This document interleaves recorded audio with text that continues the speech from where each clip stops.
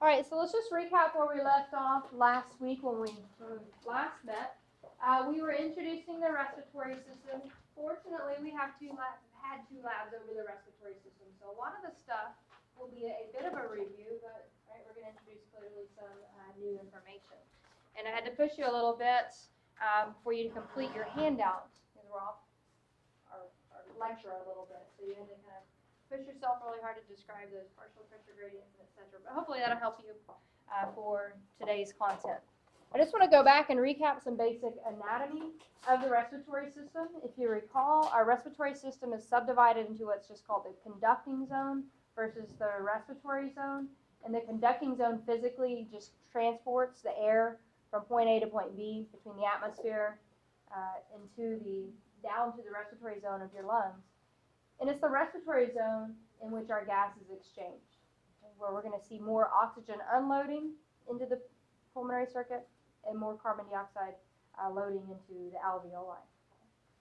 But I wanted to make a point last time in that as the air goes to the conducting zone, we're going to have to slow down the velocity of the air so that's not damaging to the downstream respiratory zones. Where did we see this greatest change in diameter? The steepest change in diameter? Kind of the smaller bronchi, we saw a major, in the tertiary and the smaller bronchi, we see a major drop in the diameter. And that causes the air, well, what does that directly influence? And that doesn't necessarily directly influence the airflow. It changes the what about airflow? If we decrease the radius, we have just increased the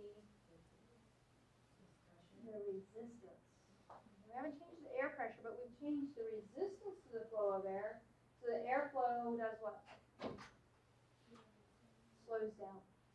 So the bulk of the slowing down, the velocity of the airflow occurs right around what's described here as the smaller bronchi, right? Just after the tertiary bronchioles. And then, or tertiary bronchi, excuse me. And then by the time the air gets down into the respiratory zone, the airflow is nice and steady. It's not too fast. It's not too turbulent or bouncy. And that allows for adequate airflow to match the blood flow with the pulmonary capillaries. So we're trying to exchange.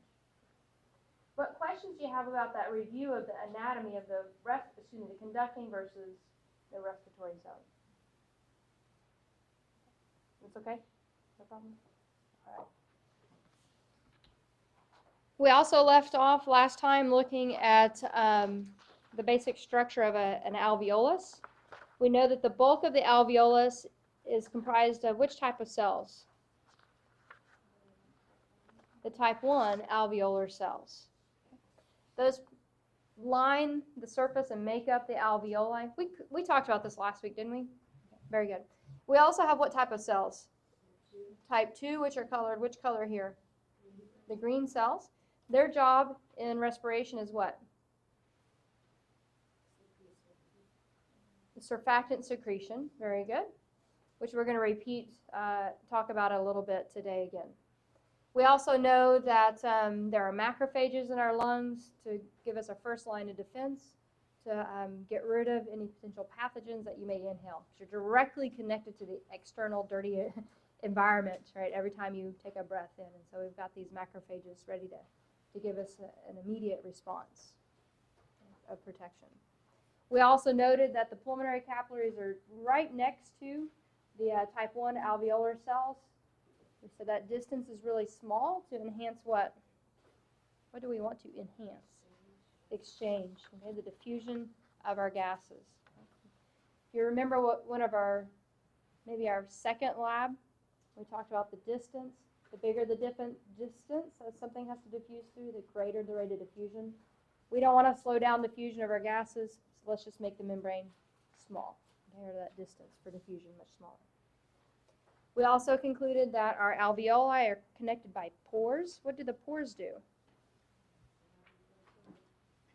They what? Equilibrium, right? Pressure equilibrium. So you have one alveolus very high pressure and another very low. Equilibrates out pressure because we need the pressure so that we can establish a proper gradient, so we can make sure the gases go in the correct location.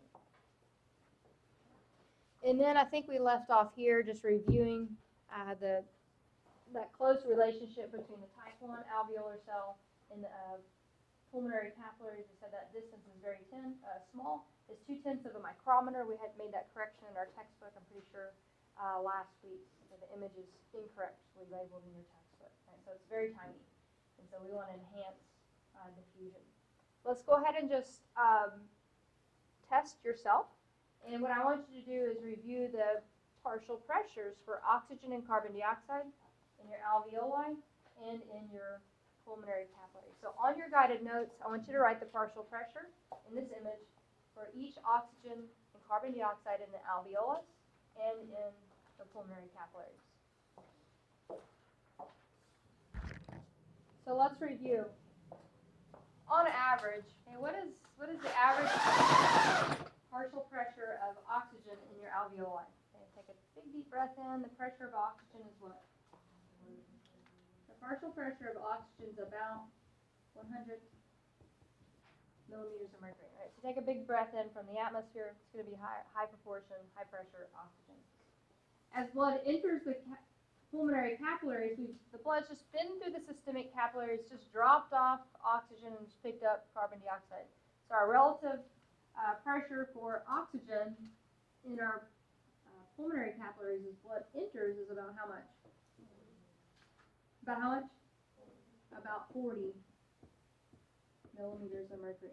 We have a very clear what? Very clear gradient of about how many millimeters of mercury? How many? 60. 100 less 40 is 60. We have a huge pressure gradient pushing oxygen from the alveoli into your pulmonary capillaries. What we're going to add in just a moment, probably in about 20 minutes, we're going to see, well, what happens to that oxygen once it's in the blood? How is it transported in the blood? Carbon dioxide is also exchanged, but the directionality is reversed. So what's the pressure of carbon dioxide as the blood enters your pulmonary capillaries? As the blood enters the pulmonary capillaries, the pressure for carbon dioxide should be a little bit high. So which pressure should it be? It's at about 46 millimeters of mercury.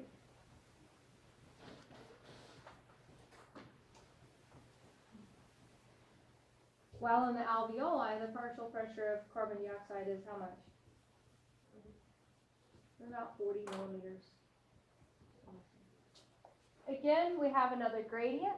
What is the gradient this time? It's 6. So that carbon dioxide is pushed from the pulmonary capillaries into the alveoli. So we're getting rid of carbon dioxide out of our blood.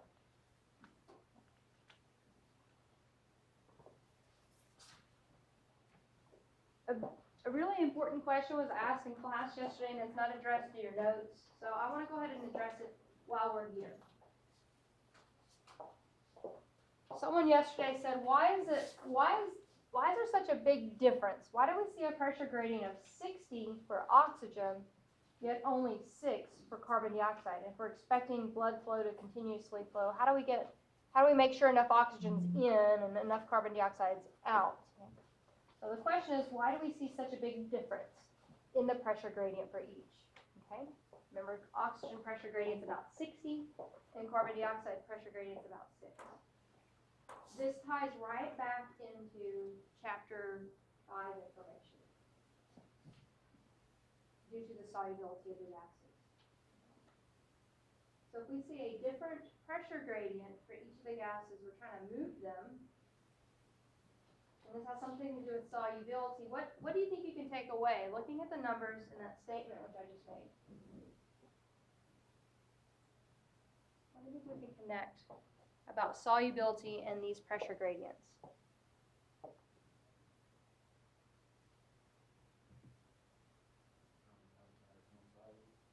Carbon dioxide is more water soluble than oxygen. Very good. Carbon dioxide is more soluble, so we don't need as big of a gradient. Carbon dioxide is water soluble, but not near as water soluble as CO2. And So we need to not only have a gradient, we need to push it, right? 60 millimeters of mercury, a huge steep gradient to push oxygen from the alveolus into your blood. Furthermore, tying back to chapter 5, oxygen's not very water soluble, so probably what do we really need once it's in the blood? A carrier. What are we going to learn our carrier for oxygen is what? Hemoglobin. It's not very water soluble, so let's give it a protein carrier. That's exactly what happens for oxygen. Does that bring up any questions at this point?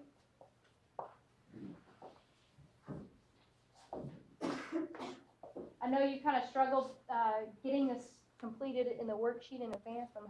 That's the design of those to kind of push you so that now we're like, I got it, no problem.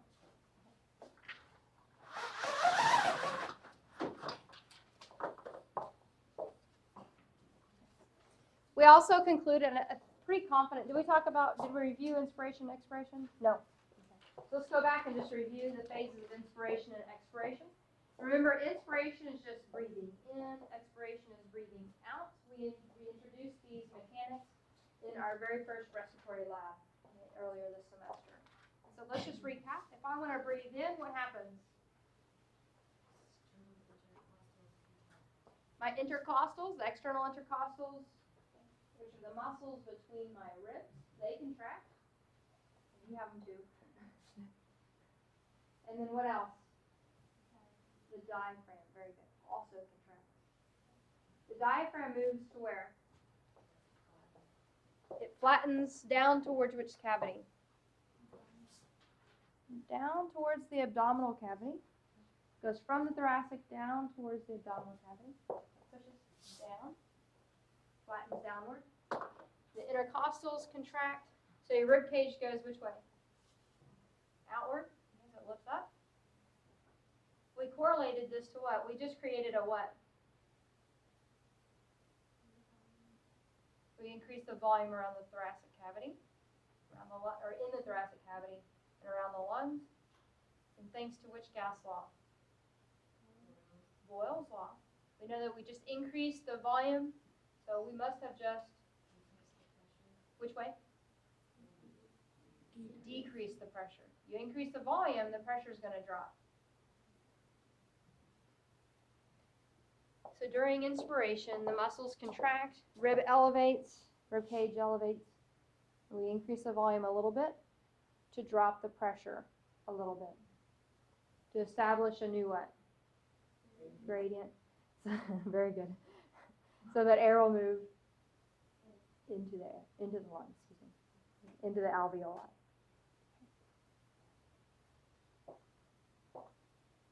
You take in just oxygen? You did that handout that you guys just picked up. And you should probably take in a whole bunch. Probably the bulk of the air that you're taking in is actually just nitrogen. It's being utilized. Not the gas anyway. You're taking carbon dioxide, helium, dust particles, bacterial particles, whatever. Just say it's small enough to go through your respiratory system and expose that pressure gradient. It's going to be pushed into your lungs. So I just took a big deep breath in, I dropped the volume, increased the volume and dropped the pressure, air moves in. So I just added air to it. So what's going to happen to my pressure? It's going to increase. Okay. So I had air, I dropped the pressure, air moved in, and then so if I put more air in there, the pressure is going to increase. And so now, what's the next phase? I'm going to increase, probably match atmospheric pressure. Now what should happen? Expiration. Okay. The muscles will relax. Intercostals will relax. Diaphragm relaxes. Pushes back up towards thoracic cavity. And just compresses on the lungs. So my volume of my lungs has just decreased. I had new air in there. Pressure was already going up, and I dropped the volume, so the pressure increases even more. Greater than which pressure? Greater than the atmospheric pressure. Reversing the gradient. So the air should now flow out of the lungs, down its pressure gradient.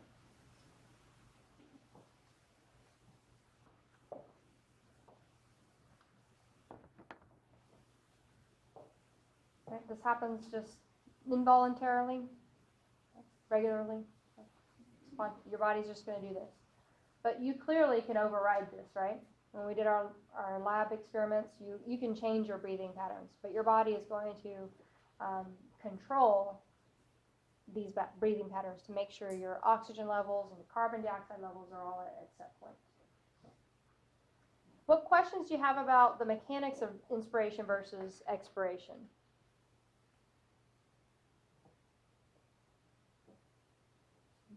We're good? So what lab was that? Number 8? No, 10 maybe? If you need information, maybe related to lab number 10, respiratory mechanics. Figure 1610 correlates that volume and pressure inverse relationship that we've already talked about a few times. And so on the top image, we have a sample alveolus, and the purple are just gases, whatever, so oxygen, carbon dioxide, whatever, just presence of gas. And then on the next would be the pressure in the lungs, and then below that is the volume of the lungs. Okay, that's happening. And it's your alveolar pressure. And we're looking at first inspiration, then expiration. There are pressure values given across, and these are in relation to atmospheric pressure. So textbook-wise, you just presume sea level 760 millimeters mercury pressure. And just to shorthand note it, you can say 0, so it'd be equal to atmospheric pressure, or you could say +1, so it'd be 1 greater, or -1, or whatever the values may be. So if you see plus or minus, that's in reference to the atmospheric pressure. So before we look at what's going on, you could certainly look at 2 points. The relationship between pressure and volume is what? Inverse, right? When one increases, the other decreases, and vice versa. And during a normal passive breath in, our volume should go up, and the pressure should drop, so that we can add in more air. And then when we do that, the pressure is going to increase. And then we change the respiratory volume. It's going to decrease, and our pressure is going to increase, right? It's inverse related to one another. Yes? Do I have to know that math, or if I know how this works? Concepts. And you should see a repetition or hear a repetition. Pressure and volume are inverse. To inhale, increase the volume, drop the pressure, air moves in. So this is just an application of that repeated concept. But if you go into respiratory program, which we're going to hear about today, honestly, they probably wouldn't even plot this. They look at other volumes besides your tidal volume to plot those. But the concept, we've got to understand the concept about the pressure gradient. And that should be pretty well hammered into you after 16 weeks in a class with me about gradients and moving and et cetera. I'm hoping. This concept I actually introduced when we were looking at the structural anatomy of the respiratory system. And the concept is also repetitive to when we looked at the flow of the flow of blood through our circulatory system. The same concepts apply to air moving through our respiratory system. What this means is the airflow is directly proportionate to what? What is this? The what? What does this formula tell us? We see a difference. This tells us the what?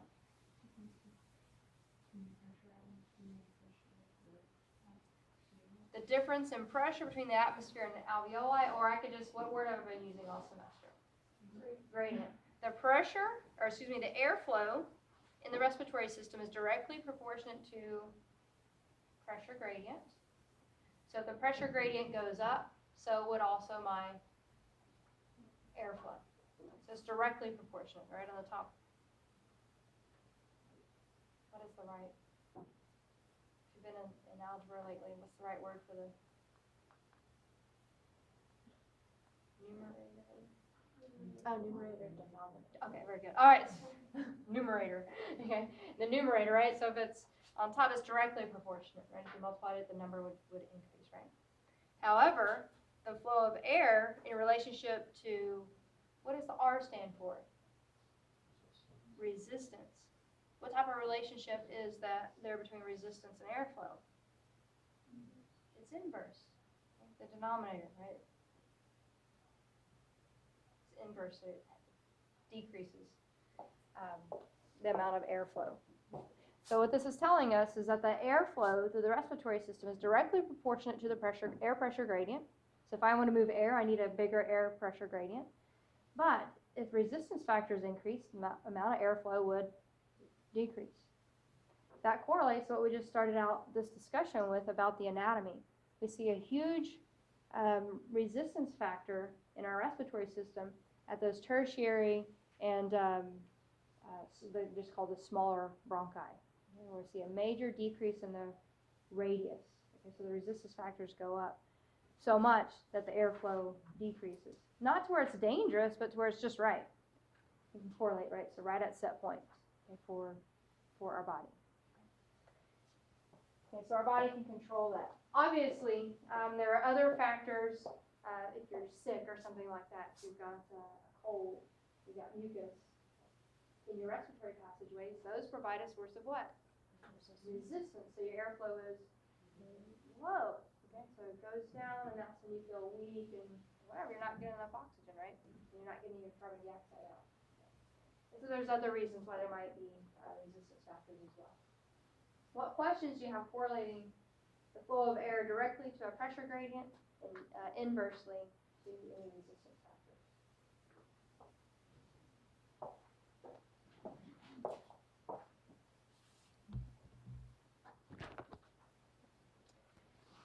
Another factor we need to think about is called compliance. And I was thinking we talked about this, we haven't. But lung compliance is the ability to stretch the lungs, how stretchable they are. Just like anything else we've talked about all semester, this factor needs to be in homeostasis, set point range. So we need our lungs to be somewhat compliant, but we don't need them to be too compliant. So we need them to stretch some, so we can fill the lungs, but we don't need them to stretch so much that they're so stretched out that they're never going to empty. Okay? And so the lungs are compliant tissue. Two factors that impact and actually oppose lung compliance is called the elasticity of the lungs, and this is the ability after stretching is to recoil. So elasticity is good because it helps do what? So after the stretch, the recoil will help do what?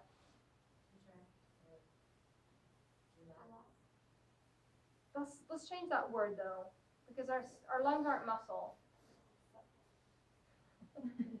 Homeostasis, set point, gradient. Start with calcium.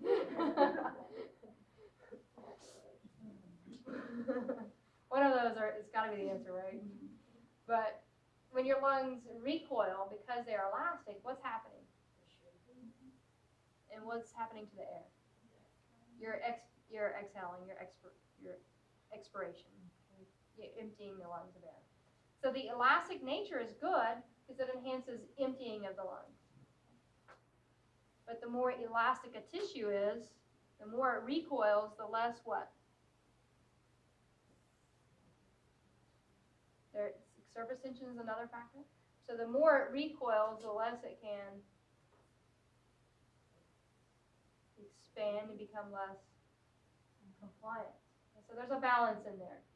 We need elasticity to recoil to empty, but we need compliance to fill back up. Okay, so they're interrelated one another. The more elastic a tissue is, so for the lungs, okay, so that the more recoil ability they have, the less likely they're going to fill up. Okay, so what we see is the more elastic a tissue is, the less compliant it is. But we don't think that we don't need the elasticity. We do need the elasticity to empty the lungs, but we need to overcome that so that we can fill the lungs. Because the status of the lungs is continuously changing from inspiration versus expiration. On that note, when we empty the lungs during expiration, the alveoli that we saw was perfectly kind of spherical in there. those tissues are actually going to touch as the air pushes out. And when those tissues touch, because they're fluid lined, the water particles are going to naturally just cohese one another, right? Stick together. And so we have surface tension, which we introduced also in that first respiratory lab. So that surface tension, the more surface tension there is, the less compliant our lungs become. But surface tension is necessary. For what reason?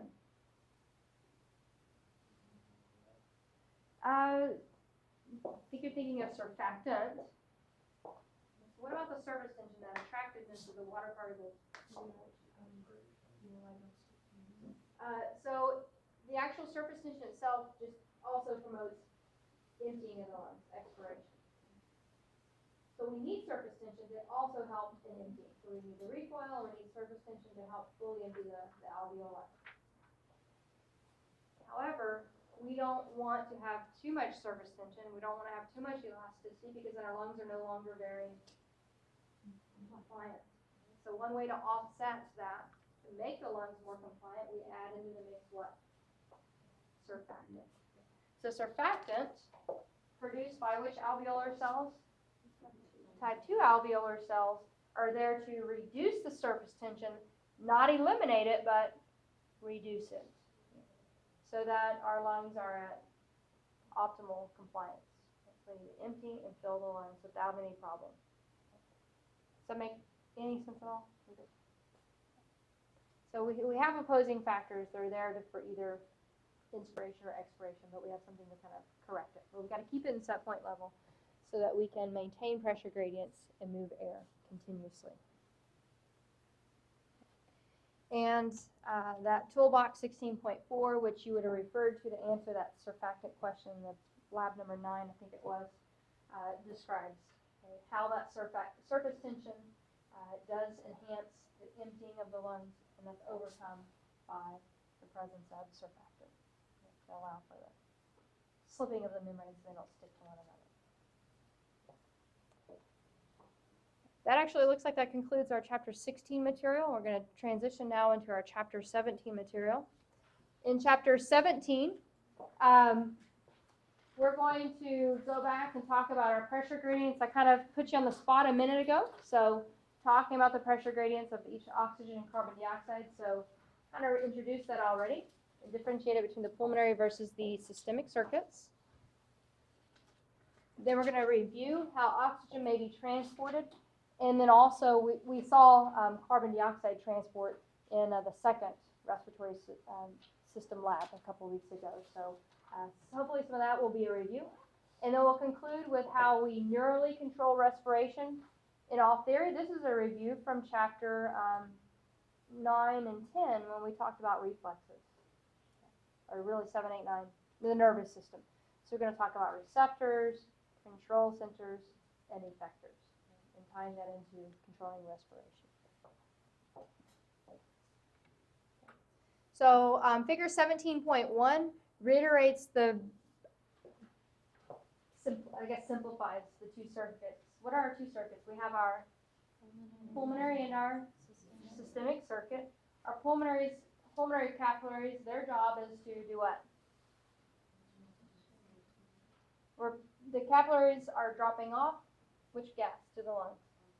Oxygen, and picking up CO2. I'm totally just repeating what I hear. The pulmonary capillaries are dropping off what? Carbon dioxide and picking up oxygen. Okay? And it's basically reversed to the systemic capillaries. Okay? The systemic capillaries are dropping off oxygen and picking up carbon dioxide. So in order to do this, we need a gradient. Okay? And so we'll use those same values which we saw, which we just kind of warmed up with a moment ago. So our pulmonary circuits, if you look at blood flow, and this is a little bit difficult because we're looking at a static image, but your blood is continuously flowing and it's continuously exchanging. If you put a gas into something, the pressure for that gas should go which way? If I put gas into something, that gas pressure should go up, it should increase. And if I take gas out, that pressure in that system should decrease. So we're continuously exchanging, even though we're just putting a value at some random point. It's continuously moving. And so blood is going to flow from the systemic circuit. We've just unloaded oxygen, so our oxygen content is relatively low. Carbon dioxide content should be relatively high. Go from the right atria, right ventricle, over to the pulmonary circuit. Again, the pressure for carbon dioxide is going to be higher in your pulmonary capillaries than it is in your alveoli. And then reverses, right, oxygen. And we just said there's a huge pressure gradient for oxygen because it's less what? Less water soluble when compared to carbon dioxide. But I just put oxygen in, so my pressure for oxygen should be higher, right? Should be greater, excuse me. And my relative carbon dioxide content should be a little bit lower. So by the time it gets pumped through my systemic circuit, I have a nice source to gradient to pick up carbon dioxide and unload oxygen into the tissues. I put yesterday's class on spot a little bit, and so I'm going to do it to you guys too. Once oxygen's unloaded at your tissues, where is it going to ultimately end up?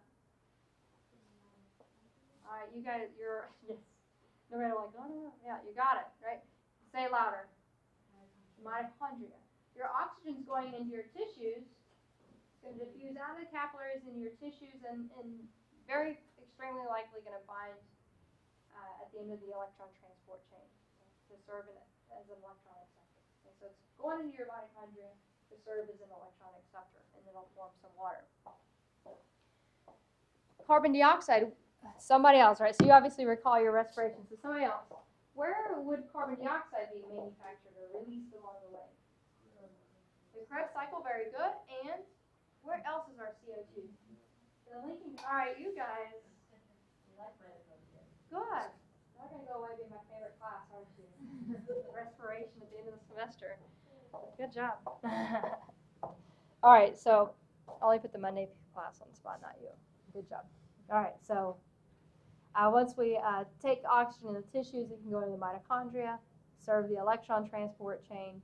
Preceding that carbon dioxide you guys correctly identified is produced during the linking step and also during the Krebs cycle. And so that pressure gradient allows carbon dioxide to go back into the systemic circuit. Good. All right, y'all making me proud. So what we're going to do now is just review exactly what we just covered. So blood is flowing through. So where am I? Where is this in this image? This is in the alveoli in your lungs.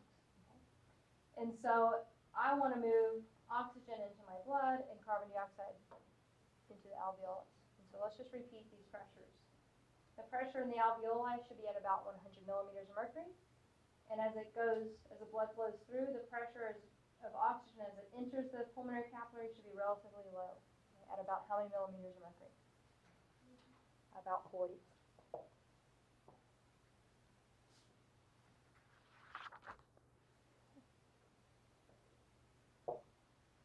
And the pressure for carbon dioxide in the pulmonary capillaries as it enters is about 46.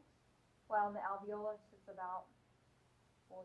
So a gradient of about 6 to push carbon dioxide from the blood into the alveoli. And you can exhale and push it out in the atmosphere. All right, so go ahead. Let's then test yourself on the next image of your guided notes. And write down the pressure gradients in the systemic circuit between our tissues.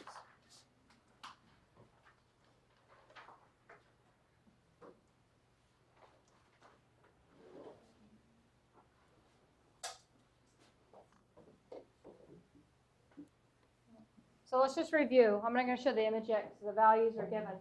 So as blood goes to the systemic capillaries, in the capillaries, what is the pressure of oxygen?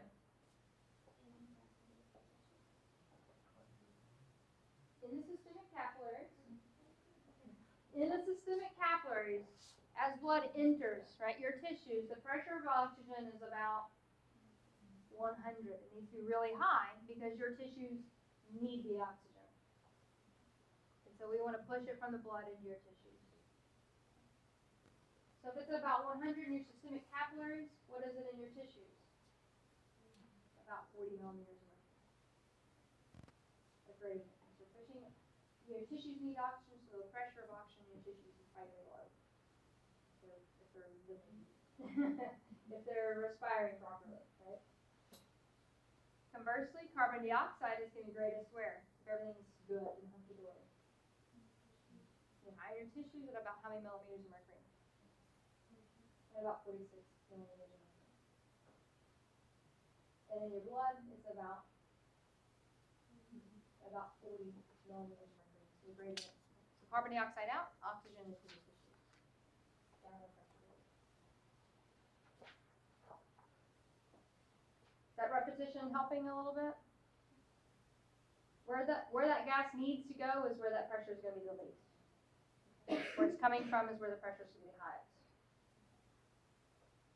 What we're going to now do is say, well, how exactly are these gases transported? So we say, well, we know that oxygen is not very water soluble, so we need a what?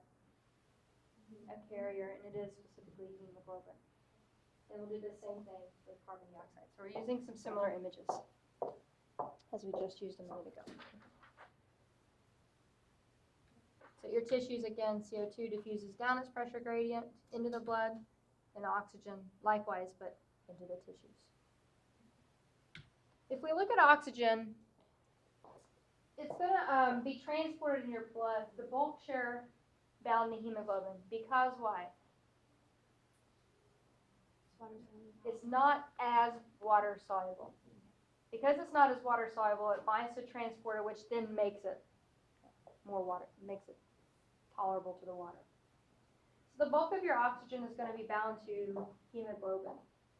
But it's kind of water soluble, so not all of your oxygen is going to be bound to hemoglobin. Some of it can just be in your blood as described as dissolved. So just molecular oxygen, O2. You can see it in your blood. I think that's like less than 10% or something like that. So like high proportion of oxygen is going to bind to hemoglobin. If you watch the red blood cell discussion, how many oxygen atoms or molecules, excuse me, could a single hemoglobin carry? 4. Very good. And how many hemoglobin may a single red blood cell have? 250 million. Okay. And I was recording that with people like knocking on my door and stuff, so I may have misspoke on the values, but I was trying to. So there's about 250 million hemoglobin per red blood cell. So each red blood cell could carry about how many molecules of oxygen? If it's completely saturated with oxygen. About 1 billion. Okay. 250 million hemoglobin molecules, each carrying upwards of 4 oxygen atom molecules. About 1 billion molecules of oxygen in each red blood cell. And then you go quantitate your red blood cells. We are designed to carry oxygen very well in our blood.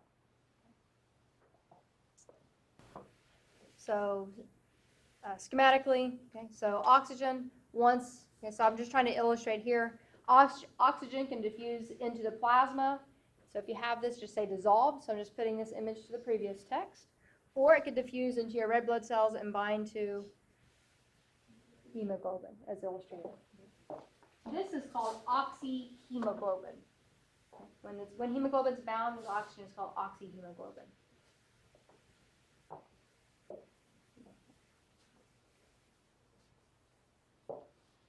Hemoglobin's just a transporter, so at some point, what is it going to have to do? It's going to have to release oxygen. So it's going to be exposed to its pressure gradient and enter into your peripheral tissues and be used up. So oxygen transport isn't too complex. It's either dissolved in the plasma or bound to hemoglobin. Where we get into some complexity is when we look at carbon dioxide. Carbon dioxide is going to be similar in that it can be what?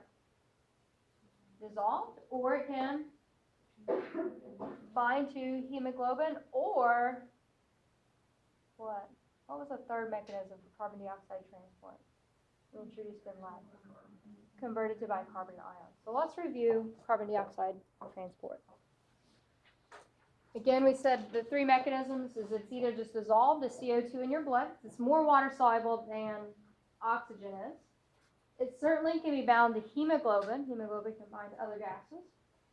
And then thirdly, but really the most, like 75% or more of our carbon dioxide is going to be converted to bicarbonate ion. Let's just review here though. In lab, we said there are two mechanisms for this bicarbonate conversion. We said one is more quick and the other is more slow. Where would the more slow reaction occur? In the blood plasma, in the liquid portion. It's just going to spontaneously happen. Very good. So this conversion to bicarbonate ion can occur, it can certainly occur in the plasma, but it's not going to be near as fast as the other way. Where is the other reaction taking place? In their red blood cells. Very good. But much more quickly, much faster. Because our red blood cells have an enzyme called, very good, carbonic anhydrase. I'll write this back down for you guys.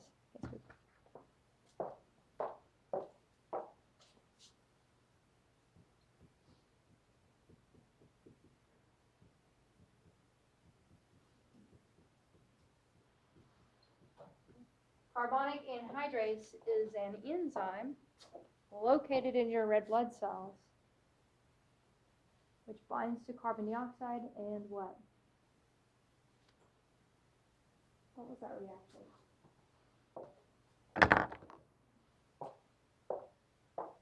This enzyme binds to carbon dioxide and what? Water.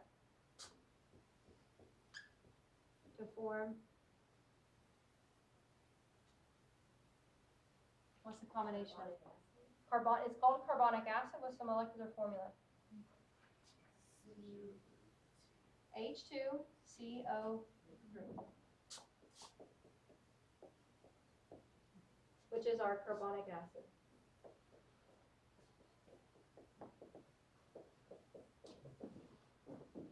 This can then be converted to what? To bicarbonate ion. And what else?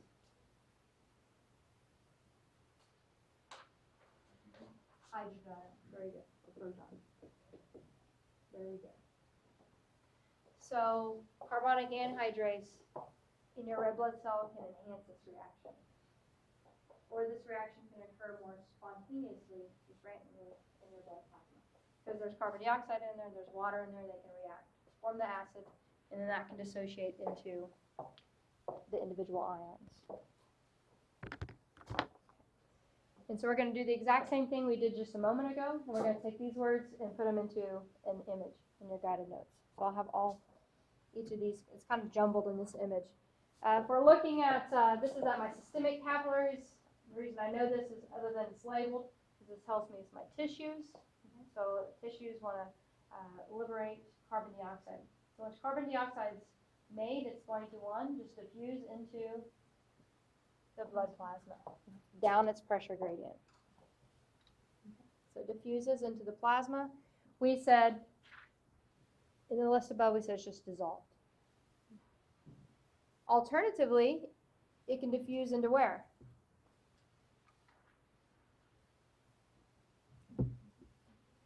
Where else could your carbon dioxide diffuse besides the plasma? Do I hear it?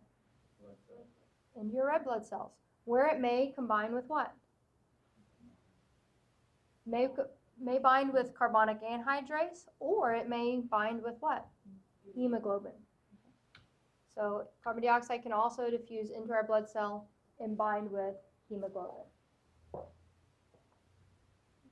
It's a transport protein, makes it more water soluble. But our red blood cells have other proteins inside of them, including carbonic anhydrase. So carbon dioxide in the red blood cell can also bind with carbonic anhydrase, which I have abbreviated here as Ca because I'm running out of room. Carbonic anhydrase combines carbon dioxide and water to form carbonic acid, which is going to break or dissociate into what? Bicarbonate ion and hydrogen ion.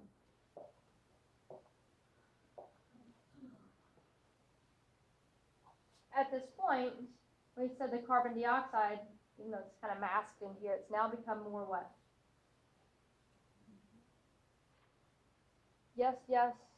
What does that mean? So negatively charged, you could polar, right?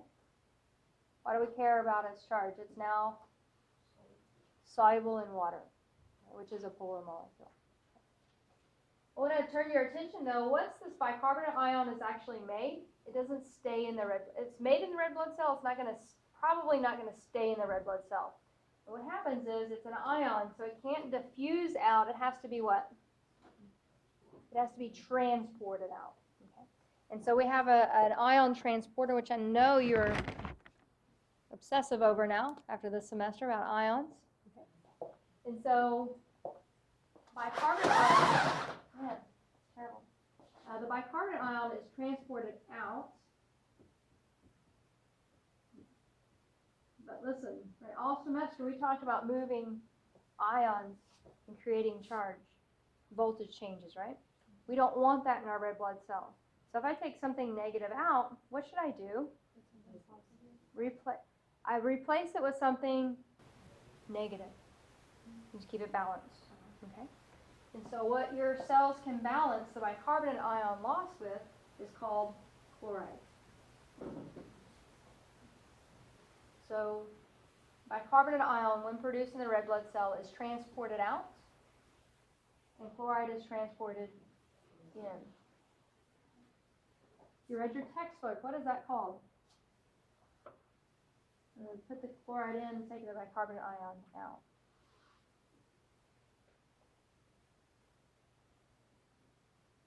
I'm going to take your gold star away? Oh, okay. No. Here, you get to keep your gold star. Very good. What is it called? The chloride shift. Very good. Y'all give him a pat on the back on the way out. The chloride shift, okay, is when chloride is transported into the red blood cell while bicarbonate ion is transported out. Okay, we would introduce this early in the semester talking about antiporters and moved in opposite directions. So what happens is the bicarbonate now is in our plasma where it is more what? We said it's what? More soluble in the water. Okay. More soluble in the bicarbonate ion than it is in just CO2, carbon dioxide. Okay. So what's going on with carbon dioxide? It's dissolved, bound to hemoglobin, or converted to bicarbonate ion. If it's converted to bicarbonate ion in the red blood cell, it gets transported out. But what gets transported in? Chloride.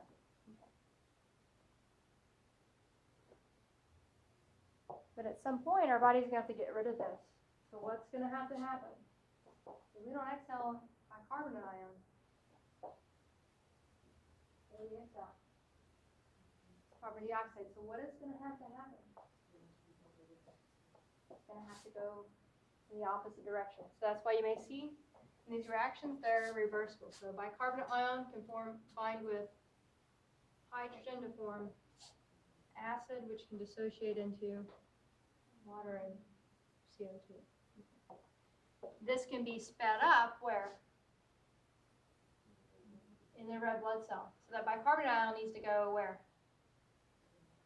Back in. What needs to come out? Chloride. Okay, so yes, chloride comes in. Bicarbonate ion goes in. Chloride. Yes, I'm going to do this. If I'm going at my peripheral tissues, I need to reverse this. So bicarbonate ion would be transported in, chloride would be transported out. And you're correct in that once it gets converted back to carbon dioxide. But most immediately, the chloride has to go back out. That reversal is called the reverse chloride shift.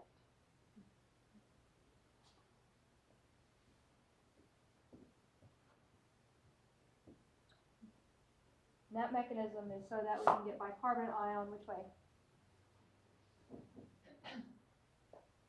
We want to get bicarbonate ion where? Hi. Give us just a few minutes. You're going to take a seat back there, or where? What's going on? So we're reversing it, right? So chloride would then come out. Actually, should let you cover our respiratory gal. Come talk about it. That's called the reverse chloride shift.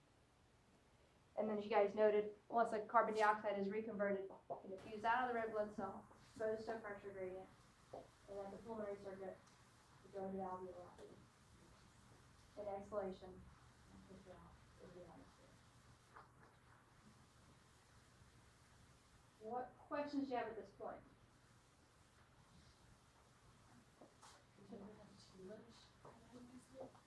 You tell me after 16 weeks with me. Could we? Of course we could. Okay. Of course we could. We could have too much, we could have too little.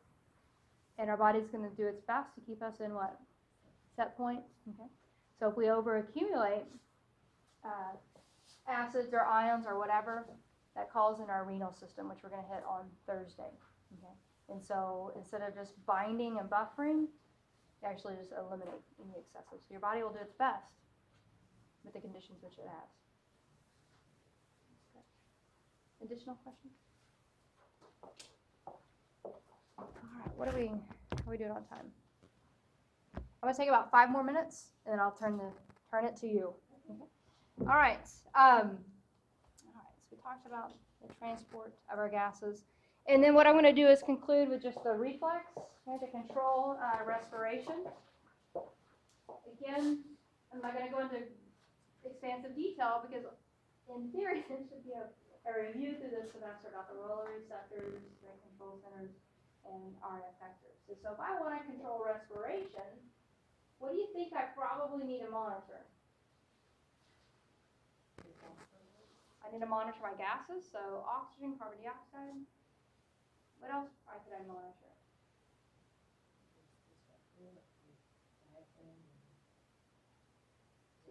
Very good. So structural characteristics, the lungs, and how stretched out they are, or something's in there. So physically, like debris or something like that. That monitors the mechanoreceptors, and chemoreceptors. What other type of receptors do you think we should call into action? pH. Yeah, so monitoring, right? That could also go back to your chemoreceptors, monitoring your hydrogen ions and etc. But that could also correlate into your water concentration. What else could we monitor? What are we changing with each breath? Pressure. Very good. There are receptors. So we've got a lot of receptors to monitor different states. And we need a what? Receptors communicate with a control center. We've kind of mentioned this control center quite a bit this semester. Which control center do you think controls respiration? Medulla oblongata. Medulla oblongata. Analogous to what we saw in the cardiovascular system, autonomic control center. So sympathetic, parasympathetic. Control center is in the medulla oblongata. What do you think the effect of the sympathetic nervous system is on respiration?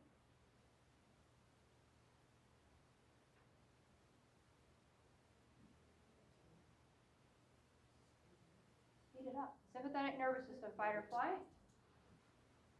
Your respiration should correspondingly increase.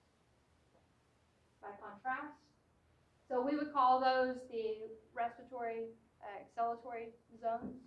That sympathetic nervous system speeds up. What do you think about the parasympathetic? Going to be slows down, control respiration.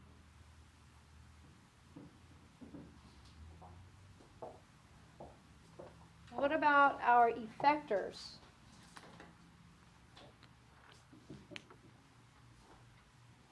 In this reflex.